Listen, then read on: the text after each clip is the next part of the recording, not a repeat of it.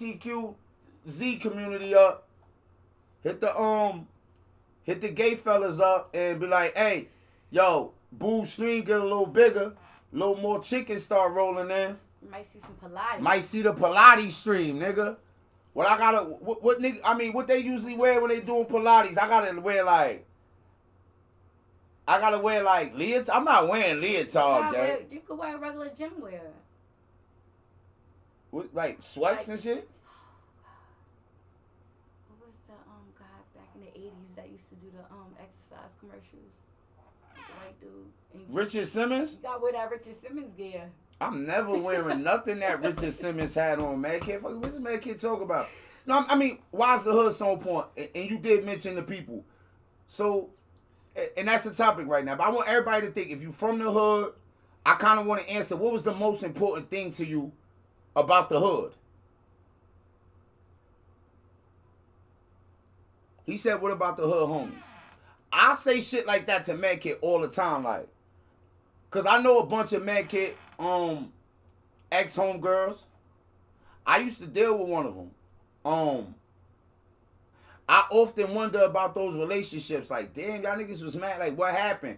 Like, one time, man kid said, I asked a minute ago, like, just years ago, probably like when I first re-encountering man kid, and she's like, you know, have babies, grow up, people do this, and that's just how it is. And I'm like, man, to me, that is not within friendships, but I'm not sure if people from the hood take friendships seriously. I think niggas from my hood think I'm shitty. Some of them. Because I speak that way. So even when y'all heard my man call in from jail and I answer the phone, I'll tell niggas. Like, I be trying to avoid y'all niggas, and cause I don't want to hear about what's going on with the big homies. I don't want to talk about what the fuck is going on with niggas in jail. I don't give a fuck about who just got arrested and who just got shot. I don't give a fuck about how hot it was the day before and the D's was out there wilding on niggas. Half these hood niggas ain't good dads, not even sometimes because they don't want to be good dads, but because the way your life is built, you ain't giving yourself the opportunity to be a good dad. Niggas can't be like invested and dedicated to nobody, not even to your girl. Nigga, you might fuck around, die out here fast. You might fuck around, be going to jail. You might fuck around, have your back to the wall in a way where you got to do some outrageous shit to survive. That's just the situations and the scenarios that you put yourself in every day. So fucking,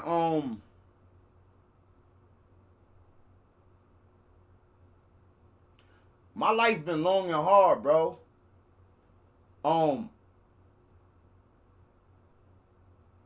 I think maybe 2 or 3 of my actual homies that's free ever been on the stream a time or two.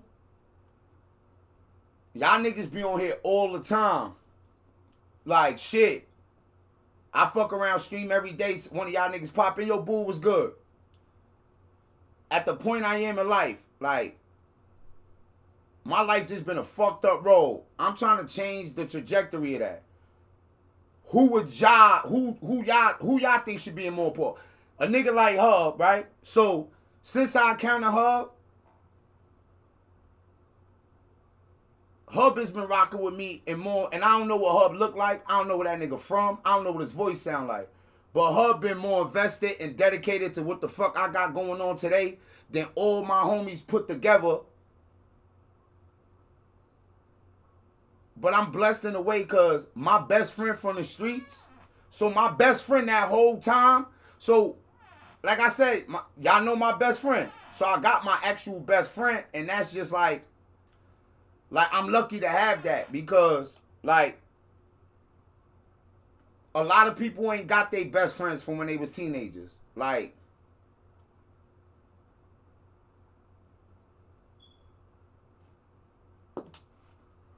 and I mean my best friend is like,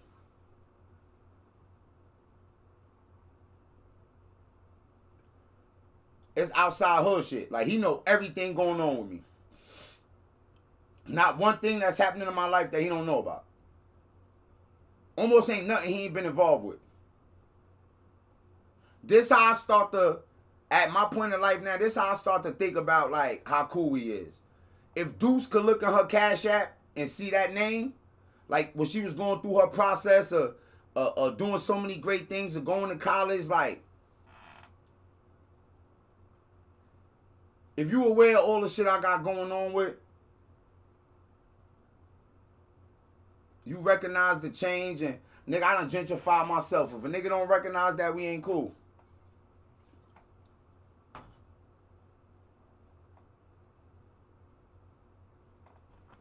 How do you deal with the feeling that anything can happen at any moment? Becky, you want to say anything about Hush? You want to answer that question? I mean, I could say it's irrelevant to me because all the things that I was cool with in the hood, I don't even deal with the people right now. Like, I'm good. I don't even know their numbers. It's useless to me. Turn that off because I don't even know if they're gonna be able to hear you or not. Anyway. Okay, I'm sorry. It's useless to me. It's not like they're gonna support me. Mm-hmm. It's not like they're gonna believe I changed. They think I'm probably the same person I was when we were kids. Not accepting my growth as a person. So it's just like whatever.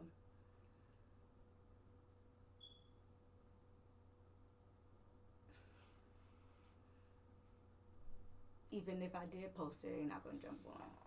So it's just. But if I'm doing bad, all of a sudden you could reach out. All of a sudden, oh gosh, you got my number. How did you get my number? Mm-hmm. Like. Yeah, motherfucker love to reach out to you when you're doing bad. Like, if they feel like you down, you doing bad, then nigga wanna, you know what I'm saying? But as far as with that, like, so I'm diagnosed with all type of anxiety disorders, and I got a sense of heightened alert, like, cause you know I went to counseling and shit like that. So me and Medkit have crashed over that in our relationship hundreds of times. Deuce picked that up for me a little bit. But I think she young, so she still, so I got that sense of heightened alert and anxiety. So like I told y'all before, like, especially when we still lived in New York, like what's the longest time we ever been in a club? Not that long. I don't even know, like 10 minutes maybe tops. Like she said 10 minutes tops. It hurts me to think that I was actually doing that to make it. And this in New York in clubs. When we moved out of state, I bang out. Like I drink a little bit. It's more relaxed. Because I don't feel so uncomfortable. But when I was in New York, bro, I go to a club for 10, 15, 20 minutes. The moment I see niggas that I know, I start assuming that niggas call niggas like, yo, guess who at the spot? Like, in my mind, if you gonna shoot me or come try to kill me, you gonna do it in a controlled environment, right? So, I have a thing about wanting to be in controlled environments and being in environments where I felt the least vulnerable and, like, I was safe as a motherfucker. Like, where if you come over here trying to get me, I'm gonna get wind of it. Somebody gonna step to you. Like, I'm a weirdo nigga like that. And I just, like, since I came over I heard it, like, when I was in prison, a dude from Brooklyn was telling me a story about, like, a dude had killed the dude and went to prison, did a bunch of time, and when he came home, son was a young boy out there, like 17, 18, like getting busy in the hood. And son went in the bodega. Niggas called that nigga like, yo, that nigga killed your pops in the bodega. Son ran up in the bodega and smoked that nigga. That vision was in my head when I was in prison. And you know I did a lot of shit in the streets. So I would think about that type shit all the fucking time. Everywhere I went, no matter what was going on, I'm thinking about a nigga thinking about smoking me. A nigga setting me up thinking about smoking me. So I don't put myself in positions on environments where a nigga gonna be able to get the upper hand on me easy.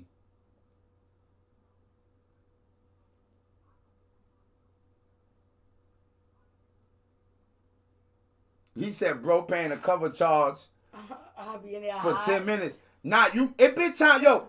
It been times when I be saying to Meg Kid like, yo, and Meg Kid be like, and I'll be like, yeah, I just want to go. Like, I just want to go, gang. And that go for parties, barbecues, any kind of, yo, bro. When I was coming to New York to sell the fireworks, I be in every borough. I'd rather be pulling up and rent, like, man, listen. I go all the place, like, so look, when I brought Fat Tone to New York, right, he was like, yo, nigga, you like a celebrity out here. Everybody know everywhere you go, you get all this love. I said, look, bro, I only took you to all the places where I know is niggas that got love for me. I ain't taking you nowhere. Yo, look at this. Hey, yo. And you don't gotta say the place, right? You remember when your brother pulled up in that neighborhood, right? I think he was getting Chinese food, right? And I was in the car with him. Do you remember what he said I was doing the whole time he was in that neighborhood? I know what neighborhood you're talking about too.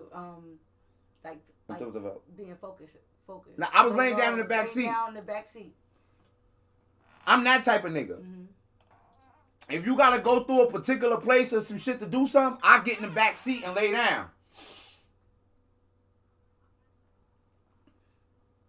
I ain't really about playing with my life like that. I understand how quick shit can happen. Like you might not have planned nothing. You might be feeling good. A nigga might lay eyes on you and fire. You might realize it's the end 30 seconds before it's the end. So, you know what I'm saying? Me, myself, like, I just try not to put myself in places where I'm not, like, some people walk into the shit, bro. Like, you know how many niggas I know walk into death? I can tell y'all a nasty time. Like, I think I might have mentioned a little bit where I gave somebody a gun to settle some beef with somebody else. And another nigga that was there told a nigga who was supposed to get settled upon. And that nigga was like a official dude in my hood, an older dude. We was both blood. And that nigga came and he asked me to go up the hill with him. I'm like, all right. I know what I did and I already knew what he was going to talk about. Because I heard it from mad people. And I wasn't strapped. I think this the night, this Mad Kid baby father had came home from jail. He had just came home from the county. So they was going to the club. I was out there robbing niggas and bugging. I had made an appearance, but I left. But he wanted to go out, he wanted to hold my chain. So I had let Mad Kid baby father hold my chain. Now I wasn't even running around my hood like that because I had been robbing niggas. Aboriginal King, I robbed a bunch of niggas over there too. So I'm going to the block to get my chain back from him. So this is like maybe 1, 2 in the morning, or even maybe 3 or 4. So I just pull up there to get my chain. I'm standing in front of the hill talking to him. I'm like, I got my chain. I'm like, I'm about to get up out of here. They're like, you're good. I'm like, that's why I wasn't strapped, because I was in my neighborhood, like police was on my body. Like, nigga, I was a monstrosity. So I'm like, I'm gonna be in and out. Chopping it up with him. Nigga called me, and niggas was sitting there looking too, because everybody knew. I walked up the hill with that nigga, niggas was looking like. I lied like a motherfucker. He was like, yo, I'm like, that's worth the blood. I ain't get that nigga no gun. Who said that shit? Who told you I gave that nigga that gun? Nigga, that's worth the blood. I ain't get that nigga nothing, boy. I was shook. I was so convincing that the nigga offered me money to shoot the nigga that I had gave the gun to handle him. The nigga bitch stuck, he didn't do it. The nigga offered me bread to shoot the nigga. That's how I acted that out, nigga. I was Boozel Washington on that hill, bitch. Woo! Nigga, what? Who's out? What nigga you get this nigga? How get that bitch ass nigga? And another time I did some wild shit too. When nigga, I was gonna say the nigga name, but a nigga tried to buck me after I was coming out the spot, and y'all, I'm right, fucking and I had the pistol, but I had the pistol in a paper bag, right? I had the pistol in a paper bag stashed. So, but police is all out there. But when I see him, he talking to me and following me. So I'm like, do I go in the direction of where the pistol at, or do I go by the 2-4? Cause niggas, like after the club let out, everybody right there, and police has always got 3 or 4 cars there. This nigga might be like 10. I'm walk. Soon as I see the nigga, like, yo, what's good? I'm like, yo, what up? His sister had just tried to hit me in the head with a bottle. So they whole family is on me over some robberies. But I didn't rob both his brothers. Aboriginal King robbed both his brothers, but I set them up to get robbed. Drug dealer shit. They sold drugs. I locked them up to get robbed. Aboriginal King. Well, this is definitely at least over 20 years old. So it is what it is. And I told Aboriginal King, I said, nigga, cause I had brought Aboriginal King to my hood. I'm giving y'all this nigga boo. I brought Aboriginal King to my hood, right? To rob niggas. So I did tell him like, yo, you ain't got pistol whip niggas. You don't got really get too cranky on niggas. Just get these niggas and that's that. But he pistol whipped them niggas. They was brothers. He go on separate days. That shit was crazy, right? Nigga's sister tried to hit me in the head with a bottle in the club. Like, nigga, you had my brothers. I'm like, nah, dude, what you talking about? So then I seen they other brother. That nigga had been to jail when I was younger and everything for bucks. So he was the shit. That nigga was, well, he like, yo, come here, yo, what's up with you, man? I heard. I'm like, what? What, for real? I'm backing up, looking up. I'm backing up, going towards where the police and all that be at. Nigga, I hit the corner. It was like 3 cars right there. I'm like, make the fuck away from me, boy. Fuck out of here, nigga. Stop. Don't ever follow me like that. And I walked across the street and went in the store. He went the other way. I said, sheesh. Protecting and serving.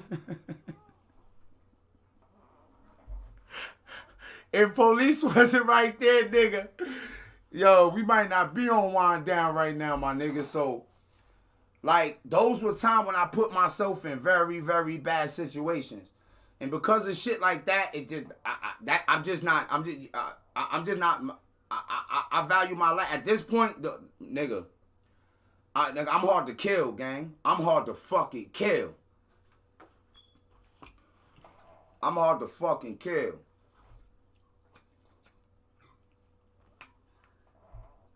Look, when I get, so y'all gotta keep me off my hood shit. Cause when I get on my hood shit, it be too much. When I get on my hood shit, it be too much. And I feel like I died. But no, why is the hood so important though, right? Like, all that shit, I was like, I almost lost my life fucking with that shit, like. But I do want that question answered, like, before we move on or whatever, man. So, like, what would you say was the most important thing to you about the hood, man, kid?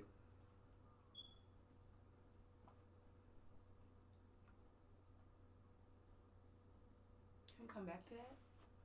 I gotta really think on that. If you want to stream,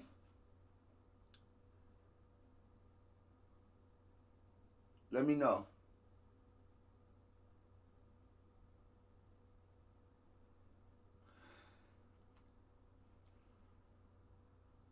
It's gonna sound crazy, but to me, it was the actual reputation of the neighborhood.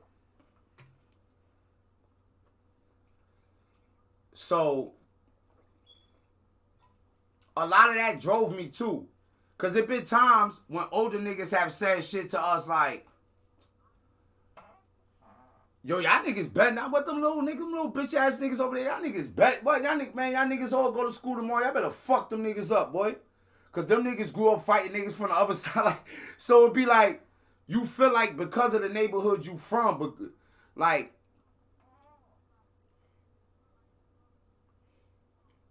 my building is called the 100, and that building is so like important and it got its own reputation, and like And like just being from that building and the side of the building that I was from. So it was like you wasn't even allowed to be soft.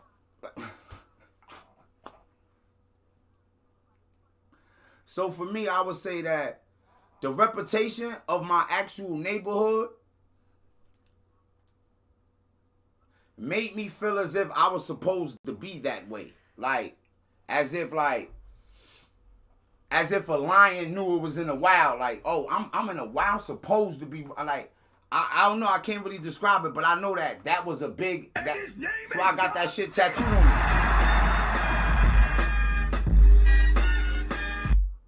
What's up, brother, man? So for me, I would say it's the reputation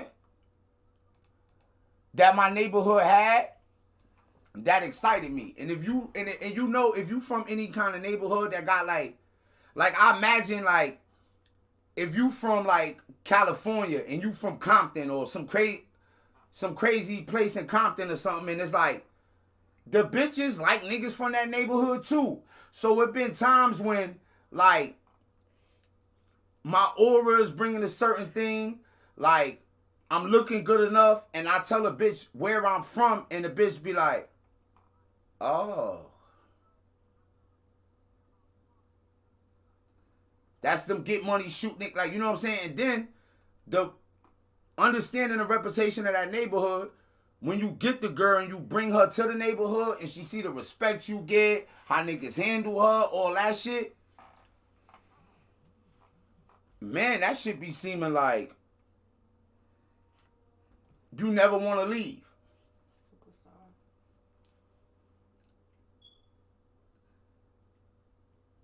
Like you're a fucking superstar.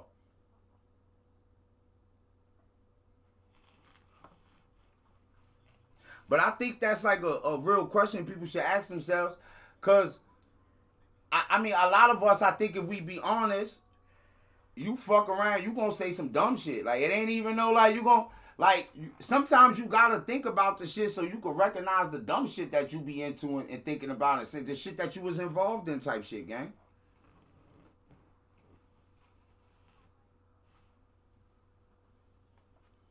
Born in the 80s, crack baby. That's just the way it is. That's just the way it is. But somebody give me an answer. Or we ain't everybody. You know what? Am I the hoodest? I always be talking shit like that. Am I the hoodest person on this stream right now? Am I the hoodest person